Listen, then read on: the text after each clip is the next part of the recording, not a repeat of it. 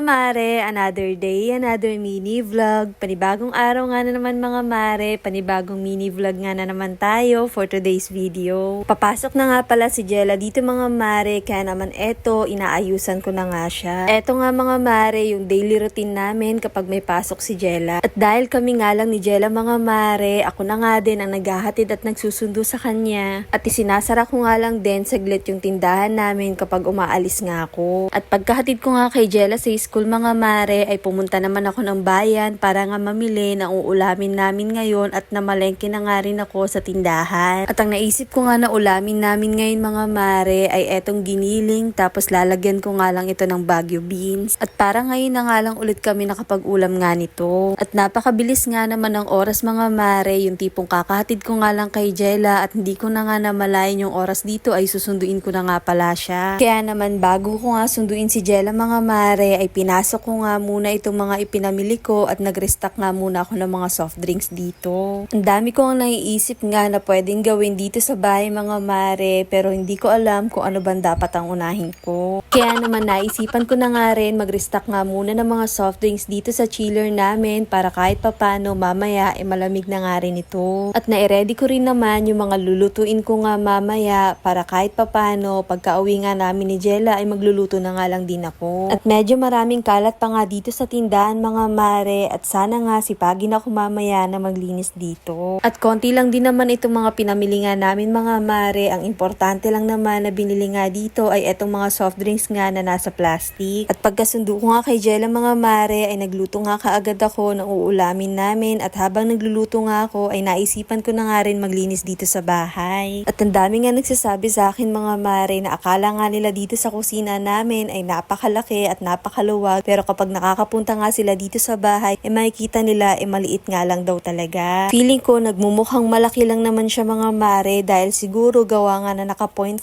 ako sa camera. Pero dito sa bahay namin mga mare, etong kusina talaga namin ang pinakamaliit nga dito. Sa totoo lang mga mare, mahirap talaga mag-maintain nga na malinis na bahay. At hindi naman din kami araw-araw nga nakakapagpunas nga ng mga alikabok dito sa display namin mga mare. Kung magpupunas man kami, general cleaning talaga ang palaging ginagawa nga namin. Katulad nga dito sa sala namin mga mare, malapit na nga rin ako magtayo ng Christmas tree dito at bago nga yun, gusto ko sana mag-general cleaning nga kami dito sa buong sala. At meron na din pala ako naka-add to cart nga na curtain mga mare dahil nga may nakita ko na curtain ay parang perfect nga ito para nga ngayong Pasko. Kaya naman parang na-excite na nga rin ako nga mag-design nga dito sa bahay. At ngayon na nga lang ulit ako nakalinis nga dito sa sala namin mga mare, kaya naman kung mapapansin nyo dito napakarami ko ang kalat na nakuha. At yung ibang maliliit nga na laruan ni Jella dito mga mare, kapag nakikita ko ang nakakalat naitatapon ko na nga din. At hindi naman din ganun kahilig na nga maglaro sa laruan si Jella mga mare, hindi katulad nun dati.